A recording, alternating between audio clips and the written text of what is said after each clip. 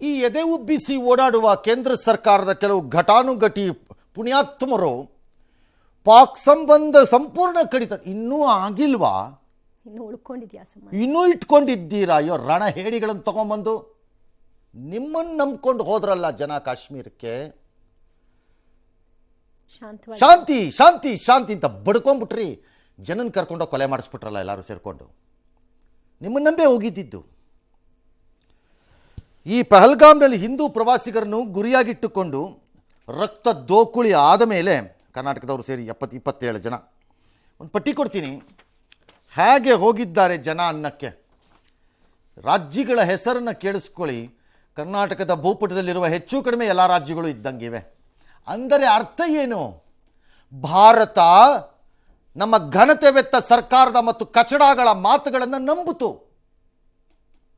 ಭಾರತದ ಪ್ರವಾಸಿಗರು ಇವರ ಮಾತನ್ನು ನಂಬಿ ಅಲ್ಲಿಗೆ ಹೋದ್ರು. ಅರ್ಥ ಇದು. ಇಷ್ಟು ರಾಜ್ಯಗಳ ಹೆಸರಿಲ್ಲಿದೆ ಅಂತಂದ್ರೆ ಇಲ್ದಿದ್ರೆ ಹೇಗೆ ಸಾಧ್ಯ ಆಗ್ತಿತ್ತು? ಎಲ್ರು ಶಿವಮೊಗ್ಗ, ಬೆಂಗಳೂರು ಗೊತ್ತು, ಆಂಧ್ರ, ಹರಿಯಾಣ, ಇಂದೋರ್, ಮುಂಬೈ, ಮಹಾರಾಷ್ಟ್ರ, ಉತ್ತರಾಖಂಡ್, ಕೋಲ್ಕತ್ತಾ, ಕಾನ್ಪುರ, ನೇಪಾಳ, ಒಡಿಶಾ, ಬಿಹಾರ್, ಕೇರಳ, ಮುಂಬೈ, ಠಾಣೆ, ಚಂಡೀಗಢ, ಮತ್ತೆ ಮುಂಬೈ, ವಿಶಾಖಪಟ್ಟಣ, ಪುಣೆ, ಗುಜರಾತ್, ಅರುಣಾಚಲ ಪ್ರದೇಶ. ಯಾವ ರಾಜ್ಯ ಬೇಕಪ್ಪ?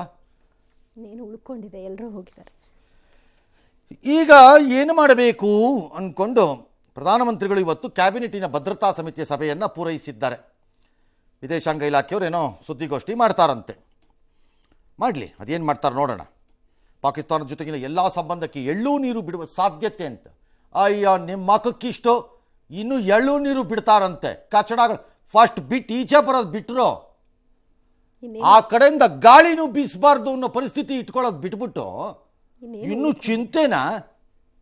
ನಿಮ್ಮನ್ನ ಯಾವನ್ರಿ ನಂಬುತ್ತಾನೆ? ನಿಂಗೆ ಆದರೆ ನಿಮ್ಮದು ಅದೇ ರೋಗಾನೇ ಹಂಗಾರೆ. ಬುರುಡೆಗಳು ಪಾಕಿಸ್ತಾನದ ಜೊತೆಗೆ ಇದು ಕೂಡ ಮತ್ತೊಂದು ಸರ್ಜಿಕಲ್ ಸ್ಟ್ರೈಕ್ ಭೀತಿಲಿ ಅವರಿದ್ದಾರೆ. ಅವನು ಯಾವ ಭೀತಿಲಿದ್ರೆ ಅಷ್ಟೇ ರೈ, ಒನ್ಸ್ ಫಾರ್ ಆಲ್ ಮುಗಿಸ್ಬೇಕು ಕತೆನ. ಇನ್ನು ಭಯೋತ್ಪಾದಕತೆ ವಿರುದ್ಧ ಶೂನ್ಯ ಸಹಿಷ್ಣುತೆ. ಇಂಥ ಬುರುಡೆ ಭಾಷಣಗಳನ್ನು ಕೇಳಿ ಕೇಳಿ ಸಾಕಾಗೋಗಿದೆ ನನ್ನ ಜೀವನದಲ್ಲಿ. ನನಗೆ ಝೀರೋ ಟಾಲರೆನ್ಸ್. ಬೆನ್ನತ್ತಿ ಹೋಗುತ್ತೇವೆ, ಅವರ ಬುರುಡೆಯನ್ನು ಹಿಡ್ಕೊಂಬಂದು ಜಜ್ಜಿ ಬಿಡುತ್ತೇವೆ, ಕತ್ತರಿಸ್ಬಿಡ್ತೀವಿ, ಬಿಲದಲ್ಲಿದ್ದರೂ ಹುಡುಕಿ ತೆಗೆದು ಬಿಡ್ತೀವಿ. ಈ ಬುರುಡೆ ಟಾಕೆಲ್ಲ ನಿಲ್ಲಿಸಿ. ಅವನು ಯಾವನೊಬ್ಬ ಫಾರೆಸ್ಟ್ ಒಳಗಡೆ ಇಬ್ಬರನ್ನ ಹೊಡೆದ್ಬಿಟ್ಟು ಹೆಣ ತೋರಿಸ್ಬಿಟ್ಟು ಇಲ್ಲಿ ಬಂದು ನಮ್ಮ ಹತ್ರ ಡ್ರಾಮಾ ಮಾಡಬೇಡಿ.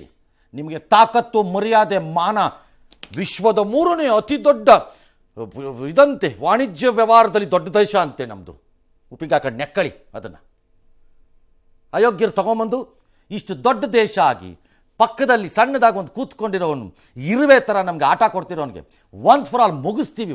ಅದೇನಾಗತ್ತೆ ಹಾಗೆ ಹೋಗ್ಬಿಡಿ. ಬದುಕಿದ್ರೆಷ್ಟು ಸತ್ತರೆಷ್ಟು ಈ ಥರ. ಆದ್ರೆ ಹಾಗೆ ಹೋಗ್ಬಿಡ್ಲಿ, ಏನಾಗ್ಬಿಡುತ್ತೆ ನೋಡೋಣ. ಅವನು ಯಾವನೋ ಹೇಳಿದ್ನಲ್ಲ, ರಿಲಿಜಿಯಸ್ ವಾರ್ ಆಗ್ಬಿಡ, ಆಗೋಗ್ಲಿ ನೋಡೇ ಬಿಡೋಣ ಅದು ಏನಾಗುತ್ತೆ ಅಂತ ಅನ್ನೋ ತೀರ್ಮಾನಕ್ಕೆ ಬರೋದು ಬಿಟ್ಟರು. ಹಿಂಸೆನೇ ಉತ್ತರ. 40, 45, 50 ವರ್ಷದಿಂದ ಸರ್ಕಾರಗಳು ಮಾಡ್ಕೊಂಬಂದಿದ್ದು ತಪ್ಪನ್ನೇ ಇವರು ಮಾಡ್ಕೊಂಬಂದು ನಮಗೆ ಬಂದು ಪಾಠ ಹೇಳ್ತಾರೆ. ಹೆಕ್ಕಿ ತೆಗೆದು ಹೊಡಿತಾರಂತೆ. ಫಸ್ಟ್ ಹೊಡೆದು ತೋರಿಸ್ರಿ ಬಾಯಿ ಮುಚ್ಕೊಂಡು, ಆಮೇಲೆ ನೋಡ್ತೀವಿ ನಿಮ್ಮದು ಆಟನ, ನಿಮ್ಮದು ಗಣಂದಾರಿ ಇದನ್ನು. ದೇಶದ ಜನ ಈ ಪ್ರಶ್ನೆಗಳನ್ನು ಕೇಳಬೇಕು. ಈ ಸರ್ಕಾರಕ್ಕೆ ಬರೀ ಭಾಷಣ ಮಾಡೋ ಸರ್ಕಾರ ಆಗಬಾರ್ದಿದು. Remember the NDA, you are alive. ನೀವು ಜೀವಂತವಾಗಿರುವುದು ರಾಜಕೀಯವಾಗಿ. ನಿಮ್ಮೆಲ್ಲ ಸಾಮ್ರಾಜ್ಯಗಳಿಂದ ಕಟ್ಟಿರೋದು ನೆನಪಿಟ್ಕೊಳ್ಳಿ ಯಾವುದರ ಆಧಾರದ ಮೇಲೆ ಅನ್ನೋದನ್ನು. ಅದಕ್ಕೆ ದ್ರೋಹ ಬಗೆಯೋದಾದರೆ ಬಾಯಿ ಮುಚ್ಕೊಂಡು ಅಧಿಕಾರ ಬಿಟ್ಟು ಕೆಳಗಿಳಿರಿ. ನಮ್ಮನ್ನು ವಿರೋಧಿಸಿ ಸಾಯಿಸುವ ಹಳೆ ಆಲೋಚನೆ ಜನನೇ ಬಂದ್ಕೊಂಡೋಗ್ಲಿ, ಸತ್ರು ಪರವಾಗಿಲ್ಲ. ಡೊಂಗಿ ಮಾಡಬೇಡಿ, ಡೊಂಗಿ ನಿಲ್ಲಿಸಿ. ಈ ದೇಶ ಯಾಕೆ ಡಿವೈಡ್ ಆಯಿತು ಮತ್ತು ಯಾವ ಆಧಾರದ ಮೇಲೆ ಆಯಿತು ಆ ಪ್ರಕಾರ ದೇಶ ನಡೀಬೇಕು. ಅವನು ಯಾವನ ಅಡ್ಡ ಬರ್ತಾನೆ ನಾವು ನೋಡೇ ಬಿಡ್ತೀವಿ. ತೀರ್ಮಾನಕ್ಕೆ ಬಂದುಬಿಡಿ, ನೋಡೋಣ ಬಂದಾಗ ಅದು ಏನಾಗತ್ತೆ ಅಂತ. ಅವನು ಯಾವನು ಬರ್ತಾನೋ ಅವನು ಫೇಸ್ ಮಾಡೋದು ಏನೀಗ. How long you live like this? ಜನರಿಗೂ ಸಾಕಾಗಿದೆ. ಪಾಕಿಸ್ತಾನಕ್ಕೆ ಪಪೆಟ್ ಥರ ಮಾತಾಡ್ತಾ ಇದ್ದ ಫಾರೂಕ್ ಅಬ್ದುಲ್ಲಾ ಕೂತ್ಕೊಂಡು ಹೇಳ್ತಿದ್ದಾರಪ್ಪ, ಎಷ್ಟು ದಿನ ಅಂತ ಸಹಿಸ್ಕೊಳ್ಳೋಣ ಈ ಪಾಕಿಸ್ತಾನದ ಕಾಟಾನ ಅಂತ. ಶಾಂತಿ ನೆಲೆಸೋದೇ ಇಲ್ವಾ ಅಂತ. ಈ ಮಧ್ಯೆ ಎಲ್ಲ ಕೃತ್ಯ ಖಂಡಿಸಿದ್ದಾರೆ ಭಾಳ ಜನ. ಅದೆಲ್ಲ ಬಿಡ್ರಿ, ಈ ದೇಶದಲ್ಲಿ ಏನು ಖಂಡನೆಗೆ ಬೆಲೆ ಇದೆಯಾ? ಸ್ಟ್ಯಾಂಡರ್ಡ್ ಸ್ಟೇಟ್ಮೆಂಟ್ಗಳನ್ನು ಕಂಪ್ಯೂಟ್ರಲ್ಲಿ ರೆಡಿ ಇಟ್ಕೊಂಡಿರೋಂತಹ ದರಿದ್ರ ಕಚಡಗಳು ಏನದೇನು ದೊಡ್ಡದಿದ್ದಲ್ಲ, ಬಿಟಾಕ್ರಿ ಅದನ್ನು. We deeply condemn. My heart goes with them. ನಿನ್ನ ಹಾರ್ಟ್ ಗೋಸ್ ಆದರೆ ತೆಗೆದುಬಿಟ್ಟು ಆಚೆ ಇಟ್ಬಿಡು, ನೋಡ್ತೀನಿ. ಹಾರ್ಟ್ ಗೋಸ್ ಪದಗಳನ್ನು ಬರ್ಕೊಂಡು ಸುಮ್ಮನೆ ಬುರ್ಡ ಬಿಟ್ಕೊಂಡು ಓಡಾಡ್ತಾರೆ. ಒಂದು ಸಿಗ್ನಿಫಿಕೆಂಟ್ ಲೋಕಲ್ ಜನ ಇದನ್ನು ವಿರೋಧ ಮಾಡ್ತಾ ಇದ್ದಾರಂತೆ. ಹೌದು, ಅವ್ರು ಬಂದ್ ನಡೆಸಿದ್ದಾರೆ. ಹಾಂ, ಬಂದಾಗಿಂದ ಎಂಥದ ಮಾಡಿದ್ದಾರೆ. ಮೇ ಬಿ ಅವ್ರಿಗೆ ಬುದ್ಧಿ ಬಂದಿದೆಯೋ ಏನೋ ನನಗೆ ಗೊತ್ತಿಲ್ಲ, ಅಥವಾ ಅವ್ರ ವ್ಯಾಪಾರ ತೊಂದರೆ ಆಗುತ್ತೆ, ಜೀವನಕ್ಕೆ ತೊಂದರೆ ಆಗುತ್ತೆ ಅಂತಲೂ ಗೊತ್ತಿಲ್ಲ. ಸ್ಟಿಲ್ ಇಟ್ಸ್ ಓಕೆ, ಬಳಸ್ಕೊಳ್ಳಿ ಅವಕಾಶನ, ಬಳಸ್ಕೊಳ್ಳಿ. ಅದೇ ಎಲ್ಲರ ಅಭಿಪ್ರಾಯ ಅಂತ. ಎರಡು ಕೆಲಸ ಆಗಬೇಕು. ನಂಬರ್ 1, ಹೊರಗಡೆಯಿಂದ ಒಳಕ್ಕೆ ಈ ರೀತಿಯ ಚಟುವಟಿಕೆ ಮಾಡ್ತಿರೋರನ್ನ ಇನ್ನೊಂದು ದಿನ ಉಸಿರೆತ್ತದಂಗೆ ಬಡ್ದಾಕಬೇಕು. ಅದು what ever the cost B. ಏನಾಗತ್ತೆ ನೋಡಬಿಡೋಣ, ಏನಾಗತ್ರಿ. ಎರಡನೇದು, ದೇಶದ ಒಳಗಡೆ ಇರುವ ಬಚ್ಚಲು ಬಾಯಿಗಳು ಯಾವ್ಯಾವಿವೆ, ಈ ಬಚ್ಚಲು ಬಾಯಿಗಳಿಗೆ ಇನ್ನೊಂದು ಸರಿ ತೆಗಿದೇ ಇರೋಂಗೆ ತುಟಿ ಕೊಡಿಬೇಕು. ಬಚ್ಚಲು ಬಾಯಿಗಳಿಗೆ ಯಾವನವನು ಒವೈಸಿ ಅಂತೆ, ಒವೈಸಿ. ಇದು BJPದು ದ್ವೇಷ ಅಂತೆ. ಏಯ್ ಕೋತಿ, ನಿನ್ನ ಮನೆಗೆ ಯಾವನಾರೋ ಒಬ್ಬ ಪಿಸ್ತೂಲ್ ಹಿಡ್ಕೊಂಬಂದು ಹೇಳೋ ಇದನ್ನ, ಯಾವುದನ್ನ, ಭಗವದ್ಗೀತೆನಾ, ಹಿಂದೂನಾ ಮುಸ್ಲಿಮಾ, ನೀನು ಹೇಳೋ ಭಗವದ್ಗೀತೆ ಅಂತ ಹೇಳಿ. ನೀ ಭಗವದ್ಗೀತೆ ಹೇಳಿದ್ರೆ ನಿನಗೆ ಗುಂಡು ಹೊಡೆದ್ರೆ ಹೆಂಗಿರುತ್ತೋ ನಿನಗೆ. ನೀನು ಭಾರತ ದೇಶದಲ್ಲಿ ಇದೆಯಲ್ಲಪ್ಪ, ಗನಂದಾರಿ ವ್ಯಕ್ತಿ, ನಿನಗೆ ಬರುತ್ತೇನೋ ಭಗವದ್ಗೀತೆ? ಹಾಗೇನೆ ಭಾರತ ದೇಶದಲ್ಲಿದ್ದಂತಹ ಯಾವುದೋ ಈ ಪಾಪ ಪ್ರಯಾಸರಿಗೆ ಯಾಕೋ ಗೊತ್ತಿರಬೇಕು ಮುಸ್ಲಿಮರದ್ದು ಆಯ್ದು, ಯಾಕೆ ಗೊತ್ತಿರಬೇಕು? ನಿನಗೆ ಯಾವನಾದರೂ ತಲೆ ಪಿಸ್ತೂಲ್ ಹಿಡಿದು ಕೇಳಬೇಕು, ಹೇಳೋ ಭಗವದ್ಗೀತೆ ನಂದು, ಇಲ್ದಿದ್ರೆ ಡಮ್ ಅನ್ನಿಸ್ಬೇಕು. ನಿನಗೆ ಆಗ ಬುದ್ಧಿ ಬರುತ್ತಾ? ನಿನ್ನ ಮಕ್ಕಳನ್ನ ಕರ್ಕೊಂಬಂದು ನಿಲ್ಲಿಸು, ನಿನ್ನ ಮಕ್ಕಳು ತಲೆಗೆ ಇಟ್ಬಿಟ್ಟು ಹೇಳ್ತೀವಿ ಯಾರು ಒಬ್ಬರು, ಭಗವದ್ಗೀತೆ ಹೇಳ್ತೀಯಾ ಏನು ಅಂತ. ಏನು ಹೇಳ್ತೀಯಾ ನೋಡೋಣ. ಆಗ ಅವನು ಸಂಜಯ್ ರಾವತ್ ಅಂತೆ. ಜೀವನ ಕಟ್ಕೊಂಡಿಯಲ್ಲಪ್ಪ ಹಿಂದೂಗಳ ಹೆಸರಿನಲ್ಲಿ ನೀನು, ನಾಲಾಯಕ್. ಇವತ್ತು ಹಿಂದೂ ದ್ವೇಷ ಮಾತಾಡ್ತಾ ಇದೆಯಲ್ಲ, ಜೀವನ ಕಟ್ಕೊಂಡ್ರು. ಅದನ್ನೇ ಬರೆದು ದೊಡ್ಡ ಮನುಷ್ಯ ಆಗಿ ರಾಜ್ಯಸಭೆವರೆಗೂ ಹೋದಿಯಲ್ಲಪ್ಪ. ಹೈ, ಇದು ನೋಡ್ಕೊಂಡು ಇನ್ನು ಘನತೆ ಬೆತ್ತ ದೇಶ ಅಂತ ಕೂತಿರ್ಬೇಕ. ಎಂಥದ್ದು ಬೇಕಾಗಿಲ್ಲ. ಇಂಥ ದೇಶದಲ್ಲಿ ಬದುಕಿದ್ರು ಒಂದೇ, ಸತ್ರು ಒಂದೇ. ನಡೆದೋಗ್ಬಿಡ್ಲಿ ಯುದ್ಧ, ಅದು ಯಾವ ಲೆವೆಲಲ್ಲಿ ನಡೆಯುತ್ತೋ ಅದು. Yes, we should not listen to these statements of these ministers. Show it in action, then talk. Don't talk. Enough. ಸಾಕಾಗಿದೆ ನಿಮ್ಮ ಮಾತುಗಳು ನಮಗೆ. Including this defence minister talk ಬೇಕಿಲ್ಲ ನಮಗೆ. ಕೆಲಿಸ್ಕೋಬೇಡಿ ಈ ದೇಶದಲ್ಲಿ ಜನ ಯಾರುವೆ. ಅದು ಬಂತು ಅಂದ್ರೆ ಕಟ್ ಮಾಡ್ರಿ, ಕೆಲಿಸ್ಕೋಬೇಡಿ. ಆಕ್ಷನ್ನಲ್ಲಿ ತೋರಿಸು, ಆಮೇಲೆ ಮಾತಾಡಿ. Yes, surgical strike, air strike ಆದ್ಮೇಲೆ ಜನ ನಿರೀಕ್ಷೆ ಸರ್ಜಿಕಲ್ಲೋ, ಏರ್ ಸ್ಟ್ರೈಕೋ, ಚಾಕು ಸ್ಟ್ರೈಕೋ, ಕತ್ರಿ ಸ್ಟ್ರೈಕೋ, ಗುಂಡು ಪಿನ್ ಸ್ಟ್ರೈಕೋ, ಸಿರಿಂಜ್ ಸ್ಟ್ರೈಕೋ, ನನಗ್ಯಾಕೆ ಬೇಕು? ನಿಮ್ಮನ್ನು ಇಟ್ಟಿರೋದು ಅಲ್ಲಿ ಕಾಸು ಕೊಟ್ಟು ಎಲೆಕ್ಟ್ ಮಾಡಿ ಅಧಿಕಾರ ಕೊಟ್ಟು ಲೈಟ್ ಹಾಕ್ಕೊಟ್ಟು ನಿಮ್ಮ ಕಾರ್ಗಲ್ಲಿ ಇಟ್ಟಿರೋದು ಅದಕ್ಕೆ. ತೀರ್ಮಾನ ತಗೊಂಡು ಮರ್ಯಾದೆಯಿಂದ ಬನ್ನಿ ದೇಶದ ಮುಂದೆ ಅಷ್ಟೇ. ನನಗ್ಯಾಕೆ ಬೇಕದು? ಆ ಕೆಲಸ ನಾನು ಮಾಡೋದಾದ್ರೆ ನೀವೇನು ಕತೆ ಕಾಯಕ್ಕಿದ್ದೀರಾ ಅಲ್ಲಿ? ಎಸ್, 27 ಅಮಾಯಕರನ್ನ ಬಲಿ ಪಡೆದ 3 ಶಂಕಿತ ಉಗ್ರರ ರೇಖಾಚಿತ್ರವನ್ನು ಬಿಡುಗಡೆ ಮಾಡಲಾಗಿದೆ. ಪ್ರತ್ಯಕ್ಷದರ್ಶಿಗಳ ಮಾಹಿತಿ ಆಧರಿಸಿ ವಿಧಿವಿಜ್ಞಾನ ತಜ್ಞರಿಂದ ರೇಖಾಚಿತ್ರ ಬಿಡುಗಡೆ ಮಾಡಲಾಗಿದ್ದು, ಆಸಿಫ್ ಫೌಜಿ, ಸುಲೇಮಾನ್ ಶಾ ಮತ್ತು ಅಬು ತಲಹಾ ಅಂತ ಶಂಕಿತ 3ರನ್ನ ಗುರುತಿಸಲಾಗಿದೆ. ಸುಳಿವು ನೀಡಿದವರಿಗೆ 20 ಲಕ್ಷ ಬಹುಮಾನ ನೀಡುವುದಾಗಿ ಜಮ್ಮು ಕಾಶ್ಮೀರ ಸರ್ಕಾರ ಘೋಷಣೆ ಮಾಡಿದೆ. ಈ 3 ಮುಸಾ, ಯೂನಸ್ ಮತ್ತು ಆಸಿಫ್ ಎಂಬ ಕೋಡ್ ಹೆಸರುಗಳನ್ನು ಹೊಂದಿದ್ರು. ಪೂಂಚ್ನಲ್ಲಿ ನಡೆದ ಭಯೋತ್ಪಾದನೆ ಸಂಬಂಧಿತ ಘಟನೆಗಳಲ್ಲಿ ಭಾಗಿಯಾಗಿದ್ರು. ಈ ರಕ್ತ ಬೀಜಾಸುರರು ವಾರಕ್ಕೂ ಮುನ್ನವೇ ಕಣಿವೆಯೊಳಗೆ ನುಸುಳಿರುವಂತಹ ಶಂಕೆ ಕೂಡ ಇದೆ. ಘಟನಾ ಸ್ಥಳಕ್ಕೆ ಎನ್ಐಎ ಭೇಟಿ ಕೊಟ್ಟಿದೆ, ಪರಿಶೀಲನೆ ನಡೆಸಿದೆ. ಪೊಲೀಸರು ಕೂಡ ಸಾಥ್ ಕೊಟ್ಟಿದ್ದಾರೆ. ಉಗ್ರರಿಗೆ ನೆರವು ಶಂಕೆ ಹಿನ್ನೆಲೆಯಲ್ಲಿ ಕಾಶ್ಮೀರದಾದ್ಯಂತ 1500 ಸ್ಥಳೀಯರನ್ನ ವಿಚಾರಣೆಗೆ ಒಳಪಡಿಸಲಾಗಿದೆ. ಏನಕ್ಕೆ ಆಯ್ತು, ಒಳಪಡಿಸಿ ತನಿಖೆ ಮಾಡಿ. ನನಗೆ ಅರ್ಥವಾಗದಿರೋದು ಈ ಪ್ರಕರಣದಲ್ಲಿ ಒಬ್ಬರು ಅದಕ್ಕೊಂದು ಉತ್ತರ ಕೊಡ್ತಾ ಇಲ್ಲ. It's all right, intelligence failure ಇರ್ಬೋದು, ನೋಡೋಣ ಮುಂದೆ. ಈಗ ಅದಲ್ಲ ಸಮಯ ಡಿಸ್ಕಷನ್ಗೆ. ಯಾರಿಗೆ ಪಾಠ ಕಲಿಸ್ಬೇಕೋ ಅವ್ರಿಗೆ ಕಲಿಸಿ. ಆದರೆ ಒಂದು ಕಾಮನ್ ಸೆನ್ಸ್ ಪ್ರಶ್ನೆ ಅನ್ನೋದು ಬರಬೇಕಲ್ವಾ ಎಲ್ಲರಿಗೂ. ನಮ್ಮೂರಲ್ಲಿ ಮಂಗಳವಾರನೋ ಸೋಮವಾರನೋ ಜಾತ್ರೆ ನಡೆದ್ರೆ, ಸಿಂಪಲ್ ಜಾತ್ರೆ, ಸೋಮವಾರದ್ದೋ ಮಂಗಳವಾರದ್ದೋ ಜಾತ್ರೆ ನಡೆದ್ರೆ ಲೋಕಲ್ ಪೊಲೀಸ್ ಸ್ಟೇಷನಿನ ಇನ್ಸ್ಪೆಕ್ಟ್ರೋ ಸಬ್ ಇನ್ಸ್ಪೆಕ್ಟ್ರೋ 2 ಕಾನ್ಸ್ಟೇಬಲ್ ಹಾಕಿರ್ತಾರಲ್ಲಿ ಸೇಫ್ಟಿ ಪರ್ಪಸ್. ಸುಮ್ಮನೆ.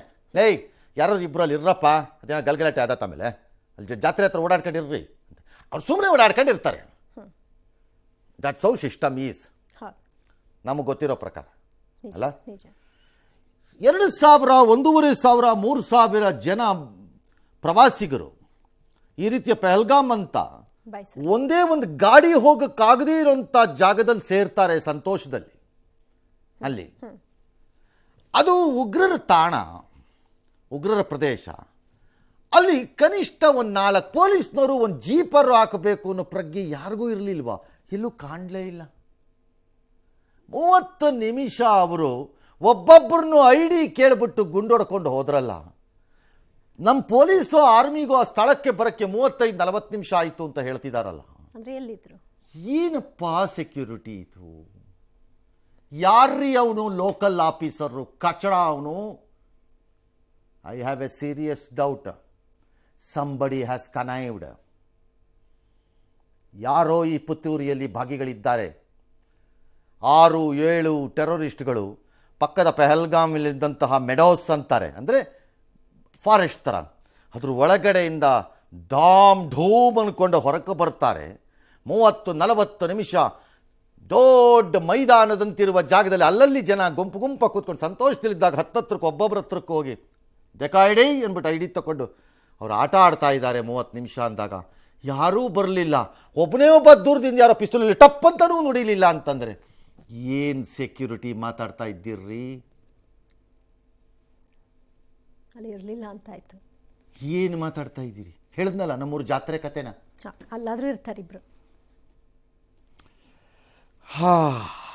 ಯಾರಿಗೆ ಹೇಳಬೇಕಿದನ್ನ? ಈಗ ಸ್ಥಳೀಯರು ಆಯಿತು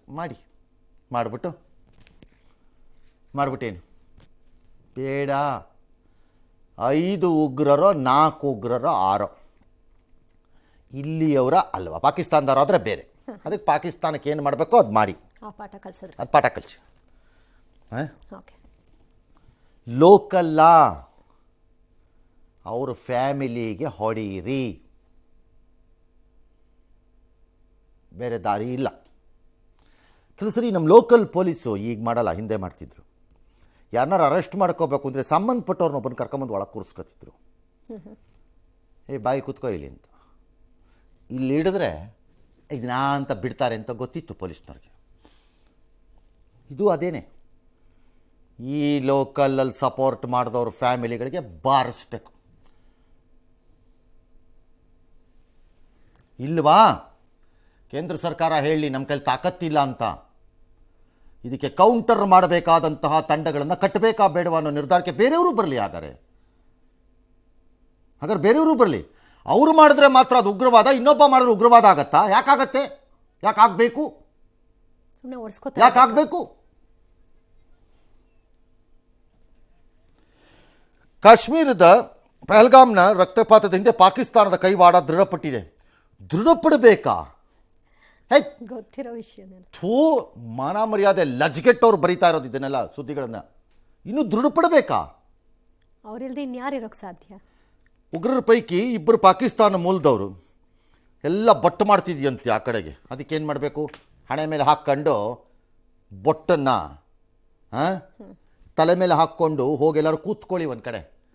ಬೊಟ್ಟು ಮಾಡತ್ತಂತೆ, ಬೊಟ್ಟು. ಪಾಕಿಸ್ತಾನದ ಗಡಿನಲ್ಲಿ 42 ಉಗ್ರ ಕ್ಯಾಂಪ್ಗಳಿವೆ. 130 ಉಗ್ರರು ಅಡಗಿದ್ದಾರೆ. 115 ಉಗ್ರರು ಪಾಕಿಸ್ತಾನದವರಾಗಿದ್ದಾರೆ. ಕಾಶ್ಮೀರ ಕಣಿವೆಯಲ್ಲಿ 70-75, ಜಮ್ಮು ಕಾಶ್ಮೀರ 60-65 ಉಗ್ರರು ಬೀಡು ಬಿಟ್ಟಿದ್ದಾರೆ, ತಿಳಿದು ಬಂದಿದೆಯಂತೆ. ಈ ಅಮರ ಚಿತ್ರ ಕಥಾ ನಿಲ್ಲಿಸ್ಬಿಡಿ. ಇದು ಬೇಕಿಲ್ಲ ಜನರಿಗೆ. ಸಾಕು ನಮಗೆ ನಿಮ್ಮದು. ನಾವು ಕಾಮಿಕ್ ಓದಿ ಭಾಳ ಮುಂದಕ್ಕೆ ಬಂದಿದ್ದೀವಿ ಚಿಕ್ಕ ಹುಡುಗರಾಗಿದ್ದಾಗ. ಅಮರ ಚಿತ್ರ ಕಥಾಗಳು ಅಲ್ಲಿ 60 ಕ್ಯಾಂಪ್, ಇಲ್ಲಿ 30 ಕ್ಯಾಂಪು. ಏನಿದೆ ಶೂಟಿಂಗ್ಸ್, ಫಿಲಮ್ ಶೂಟಿಂಗ್ಸ್ ಪಾಠ. 60 ಕ್ಯಾಂಪ್ ಇದ್ರೆ 60 ಕ್ಯಾಂಪ್ ಒಳಗೆ ನುಗ್ಗಿ ಹೋಗ್ಬೇಕು. If it is A formal war, let it be A formal war. ಏನಾಗತ್ತೆ? ಅದೆಷ್ಟು ದಿನ ತಡ್ಕೋತಾರೆ ನೋಡಬಿಡೋಣ ಯುದ್ಧನವರು. ಯಾರು ವಿರೋಧ ಮಾಡ್ತಾರೆ ಇದನ್ನು? ಜಾಡ್ಸು ಓದಿದಿದ್ರೆ ಯಾವನಿಗ್ರಿ ಬುದ್ಧಿ ಬರುತ್ತೆ? ಅವನು ಯಾವನ ಮಾಸ್ಟರ್ ಮೈಂಡ್ ಅಂತೆ, ಇನ್ಯಾವೊಂದು ಹಫೀಸ್ ಸಯೀದ್ ಯಾವೊಂದು ಒಬ್ಬಂದು ಪರಮಾಪ್ತ ಅಂತೆ, ಅಲ್ಲೇ ಕೂತ್ಕೊಂಡು ಪ್ಲ್ಯಾನ್ ಅಂತೆ. ಅದಕ್ಕೆ ನಾವೇನು ಮಾಡೋಣ? ಪಾಕಿಸ್ತಾನದಲ್ಲಿ ಒಂದು ಸಭೆ ನಡೆಸಿ ಇವನು 2026 ಫೆಬ್ರವರಿ 2 ಅಲ್ಲಾನ ಪಾಲ್ ಮಾಡ್ತೀವಿ ಕಾಶ್ಮೀರನ ಅಂತ ಭಾಷಣ ಹೊಡೆದಿದ್ದಾನೆ ಸರ್. ಹೊಡೀಲಿ, ನಾವು ನಿನ್ನನ್ನು ಶ್ರೀರಾಮಚಂದ್ರನ ಪಾಲು ಮಾಡ್ತೀವಿ ಬಾಯಿಲಿ ಅಂತ ಅವನು ಬುರುಡೆ ಹೊಡಿಬೇಕಾಗ, ಅಥವಾ ಅವ್ನಿಗೆ ಸಂಬಂಧಪಟ್ಟವ್ರನ್ನೆಲ್ಲ ಕಾಶ್ಮೀರಲ್ಲಿ ಹೊಡಿಬೇಕು. ಕರ್ಕೊಂಬಾದು ಯಾರ್ಯಾರು ಕರ್ಕೊಂಬರ್ತೀವಿ ಪ್ರೊಟೆಕ್ಟ್ ಮಾಡ್ಕೊಂಡು ನೋಡ್ತೀವಿ ಅಂತ. See, if you do not respond to them in their own language, ಅವ್ರಿಗೆ ಅವರದ್ದೇ ಭಾಷೆನಲ್ಲಿ ಉತ್ತರ ಕೊಡದಿದ್ರೆ ಅರ್ಥವಾಗಲ್ಲ, ಇನ್ನು ಜಾಸ್ತಿ ಮಾಡ್ತಾನೆ ಇರ್ತಾರೆ. ಅರ್ಥವಾಗಲ್ಲ. ಇವು ಪುಡಿ ರೌಡಿಗಳಿದ್ದಂಗೆ ಶರ್ಟ್ ಗುಂಡಿಗಳು ಬಿಚ್ಕೊಂಡು ಹಿಂಗೆ ಅವ ಕಟ್ಕೊಂಡು ಓಡಾಡ್ತಿರ್ತಾರೆ. ಮುಖಕ್ಕೆ 4 ಬಿಟ್ಟರೆ ಮರ್ಯಾದಿಂದ ಗುಂಡಿ ಹಾಕೊಂಡು ಹೋಗ್ತಾರೆ. ಅಷ್ಟಾಗದು ಬೇಕು. ಅವರ ಭಾಷೆಯಲ್ಲೇ ಉತ್ತರ ಕೊಡಬೇಕು. ಅವ್ರಿಗೆ ಗಡಿ ಬಳಿ ನುಸುಳೋ ಪಸ್ತೋ ಭಾಷೆ ಡ್ಯಾಶ್ ಡ್ಯಾಶ್ ಅದಲ್ಲ, ಯಾವನಿಗೆ ಬೇಕು ಹೋಗ್ರೆ ಇದು ಡೀಟೇಲ್ಸ್ ನಮಗೆ. ರಕ್ತಪಾತಕ್ಕೆ ಕರೆ ಕೊಟ್ಟಿದ್ದಂತೆ. ನೀನೇನೋ ರಕ್ತಪಾತಕ್ಕೆ ಕರೆ ಕೊಡೋದು? ನಾವೇ ರಕ್ತ ತುಂಬಿಬಿಟ್ಟು ಡ್ರಮ್ಮಲ್ಲಿ ಕಳಿಸ್ಕೊಡ್ತೀವಿ, ಬಾರೋ ಇಲ್ಲಿ ಅಂತ ಹೊಡಿಬೇಕು ಹಿಡ್ಕೊಂಡು. ನೀನೇನು ಕರೆ ಕೊಡೋದು ರಕ್ತಪಾತಕ್ಕೆ? ಒಳಗಡೆ ಬಚ್ಚಲ ಬಾಯಿಗಳಿವೆಯಲ್ಲ, ಹೆದರ್ಸತ್ವೆ, ಇಲ್ಲೇನೋ ಆಗ್ಬಿಡುತ್ತೆ ದೇಶದಲ್ಲಿ. ಆಗಲಿ, ಅದೇನಾಗತ್ತೆ ನೋಡೋಣ, ಆಗಲಿ. ಓ ಬಚ್ಚಲ ಬಾಯಿಗಳೇ, ನಿಮ್ಮನ್ನು ಸೇರಿಸಿ ಹೇಳ್ತಾ ಇದ್ದೀನಿ, ಆಗಲಿ, ನೋಡಬಿಡೋಣ ಅದೇನಾಗತ್ತೆ ಅಂತ. ಫೇಸ್ ಮಾಡೇ ಬಿಡೋಣ ಒಂದ್ಸರಿಗೆ. ಈ ಥರ ಸಾಯೋ ಬದಲು ದಿನ ಹಿಂಸೆ. ಎಸ್. ಇನ್ನು ಉಗ್ರ ದಾಳಿಯ ಬೆನ್ನಲ್ಲೇ ರಾಜಕೀಯ ರಾಡಿಯೋ ಕೂಡ ನಿರೀಕ್ಷೆಯಂತೆ ಜೋರಾಗಿದೆ. ಸೋನಿಯಾ ಗಾಂಧಿ ಅಳಿಯ ರಾಬರ್ಟ್ ವಾದ್ರಾ ಬಿಜೆಪಿಯ ಹಿಂದುತ್ವದ ಪ್ರಚೋದನೆಯಿಂದ ಈ ದಾಳಿ ನಡೆದಿದೆ ಅಂತ ಹೇಳಿದ್ದಾರೆ. ಕೊಲ್ಲುವ ಮೊದಲು ಧರ್ಮವನ್ನು ಕೇಳಿದ್ದಾರೆ ಅಂದ್ರೆ ಅದಕ್ಕೆ ಬಿಜೆಪಿ ದ್ವೇಷ ರಾಜಕಾರಣ ಕಾರಣ ಅಂತ ಶಿವಸೇನಾ ಸಂಸದ ಸಂಜಯ್ ರಾವತ್ ಆರೋಪ. ಇನ್ನು ಗುಪ್ತಚರ ವೈಫಲ್ಯ ಪರಿಣಾಮ ಅಂತ ಎಐಎಂಐಎಂನ ಅಧ್ಯಕ್ಷ ಅಸಾದುದ್ದೀನ್ ಓವೈಸಿಯ ಆರೋಪ ಆಗಿದೆ. ಶ್ರೀರಂಗಪಟ್ಟಣ ಶಾಸಕ ರಮೇಶ್ ಬಂಡಿಸಿದ್ದೇಗೌಡ ಆರ್ಟಿಕಲ್ 370 ತೆಗೆದಿದ್ದೇ ಇದಕ್ಕೆ ಕಾರಣ. ರಮೇಶ್ ಬಂಡಿಸಿದ್ದೇಗೌಡನೆಲ್ಲ ಬಿಟ್ಟಾಕ್ರಿ. ತಲೆನಲ್ಲಿ ಏನ್ರಿ ಇದೆ ನಿಮಗೆ? ಸುಮ್ಮನೆ ಒಂದು MLA ಆಗಿದ್ದೀರಿ, ಲೋಕಲಿ ಆ ವ್ಯವಹಾರ ಮಾಡ್ಕೊಂಡಿರೋದು ಕಲ್ತ್ಕೋಬೇಕಪ್ಪ. ಏನ್ರಿ ಗೊತ್ತು ನಿಮಗೆ ಆರ್ಟಿಕಲ್ 370 ಬಗ್ಗೆ? ಬನ್ರಿ ಇಲ್ಲಿ ನನ್ನ ಜೊತೆ ಒಂದು ವಾದಕ್ಕೆ, ನೋಡಬಿಡ್ತೀನಿ ನಾನು ನಿಮ್ಮದು ಬ್ರಿಲಿಯನ್ಸ್ ಏನಿದೆ ಆರ್ಟಿಕಲ್ 370ನಲ್ಲಿ. ಅದಕ್ಕೆ ಮುಂಚೆ ಎಲ್ಲ ಚೆನ್ನಾಗಿತ್ತು. ಅದಕ್ಕೆ ಮೊದಲು ಏನ್ರಿ ಆಗಿತ್ತು? ಬಿಲ್ ಕ್ಲಿಂಟನ್ ಬಂದಾಗ ಇಂಡಿಯಾಗೆ ಸಿಕ್ಕರ್ದು ನರಮೇಧ ಮಾಡಿದ್ರಲ್ಲ ಇದೇ ಕಾಶ್ಮೀರಿ ಭಯೋತ್ಪಾದಕರು. ಆಗ ನಿಮ್ಮ ಸರ್ಕಾರ ಇತ್ತಲ್ಲ, ಕಾಂಗ್ರೆಸ್ ಸರ್ಕಾರ. ಆವಾಗ ನೀವು JDS ಅಲ್ಲಿ ಇದ್ರಿ ಪಾಪ. ಈಗ ತಾನೇ ನೀವು ಬಚ್ಚಲಬಾಯಿ ಕ್ಲಬ್ ಸೇರ್ಕೊಂಡಿರೋದು. ಬಚ್ಚಲಬಾಯಿ ಕ್ಲಬ್ದು ಮೆಂಬರ್ ಯಾವಾಗ ಆದ್ರಿ ನೀವು? ನಿಮ್ಮ ಕೆಲಸ ನೀವು ನೋಡ್ಕೊಳ್ಳಿ. ಶ್ರೀರಂಗಪಟ್ಟಣದ ಲೆವೆಲ್ ಏನು ಆ ಲೆವೆಲಲ್ಲಿ ಇರಬೇಕು, ಇಲ್ದಿದ್ದಕ್ಕೆ ತಲೆ ಹಾಕಬಾರ್ದು. You are neither a foreign expert, nor a security expert, nor any expert. Shut up ಅಂತ ಯಾರೊಬ್ಬರು ಹೇಳಬೇಕು ಅವ್ರಿಗೆ. 370 ತೆಗೆದಿದ್ದು ಸರಿ ಅನ್ಸಿಲ್ಲ. 370 ಯಾವಾಗ ರೀ ತೆಗೆದಿದ್ದು 370ನ? ನಿಮಗೆ ಮೊಮ್ಮಗ ಹುಟ್ಟಿದ್ರೆ ಅವ್ನಿಗೆ 6 ವರ್ಷ ಇವತ್ತು ತೆಗೆದಿದ್ದವಾಗ. ಅಲ್ಲಿವರೆಗೂ ಏನಾಗಿತ್ತು? ಅಲ್ಲಿವರೆಗೂ ರಮೇಶ್ ಬಂಡಿಸಿದ್ದೇಗೌಡ್ರೆ ನೀವೇ ಹೋಗಿ ಕಾಶ್ಮೀರದ ಗೇಟಲ್ಲಿ ನಿಂತಿದ್ರು ಬಂದೂಕ್ ಹಿಡ್ಕೊಂಡು. ಸ್ವಲ್ಪ ಬುದ್ಧಿ ಬೇಡ ನಿಮಗೆ? ಏನ್ರಿ ಸುಮ್ಮನೆ ಇಲ್ಲದಕ್ಕೆ ತಲೆ ಹಾಕಿ ಮಖದ ಮುಂದೆ ಮೈಕ್ ಕಾಣಿಸ್ತು ಅಂದ ತಕ್ಷಣ ಸಿಕ್ಕಿದ್ದೆಲ್ಲ ಹೇಳೋದು. ಇನ್ನು ಆ ಬಚ್ಚಲ್ ಬಾಯಿ ಬಿಡಿ, ರಾಬರ್ಟ್ ವಾದ್ರಾ ಅದು ಬಚ್ಚಲ್ ಬಾಯೇ. ಆ ಬಚ್ಚಲ್ ಬಾಯಿಗೆ ಸೀರಿಯಸ್ ಆಗಿ ತಗೋಬೇಡಿ ಯಾರುವೆ. ಎಸ್, ಇವ್ರುಗಳು ಬುರ್ಡೆ ಬಿಡ್ತಾರೆ ಕೂತ್ಕೊಂಡು ಎಲ್ಲರೂ ಒಬ್ಬೊಬ್ಬರು. ದ್ವೇಷ ರಾಜಕಾರಣ. ದ್ವೇಷ ರಾಜಕಾರಣ ಯಾವುದಪ್ಪ? ದ್ವೇಷ ರಾಜಕಾರಣ ಸಂಜಯ್ ರಾವತ್ತು ಪಾಪ ಯಾವುದು? ನಿನ್ನ ಊರು ಮುಂಬೈನಲ್ಲಿ ಹೋಟೆಲ್ಗೆ ಬಂದು ಹೊಡೆದ್ರಲ್ಲ, ಮೂತಿ ಕೆತ್ತದ್ರಲ್ಲ, ನಿಂದು ಸೇರಿದ್ದಂತೆ. ನಿಂದು ಅಂದರೆ ಅವ್ರದ್ದಲ್ಲ, ಪಕ್ಷ ಇದು ಸಿಟಿದು. ಅವತ್ತು ಯಾವುದಪ್ಪ ದ್ವೇಷ ರಾಜಕಾರಣ? ಬಾಳಾ ಠಾಕ್ರೆಯ ಭಾಷಣಗಳನ್ನೆಲ್ಲ ಏನು ಕಾಲಕೋಶದ ಒಳಗಡೆ ಹಾಕಿಬಿಟ್ಟು ಹಾಕ್ಬಿಟ್ಟು ಏನಪ್ಪ ನೀನು ನಿನ್ನ ಬಾಸು ಸಮಾಧಿ ಮಾಡಿಬಿಟ್ರು. ಹೈ, ಜೀವನ ಹೀಗೂ ಮಾಡಬೇಕಾ?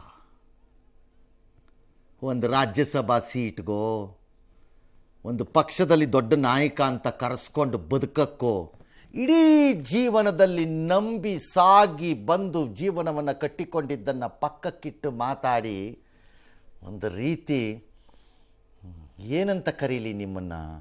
ಆ ರೀತಿ ಬದುಕು ಬೇಕಾ? ಇದು ಒಂದು ಬದುಕ? ಬೇಕಾ ಇದೊಂದು ಬದುಕು? ಅಯ್ಯೋ ಎಸ್.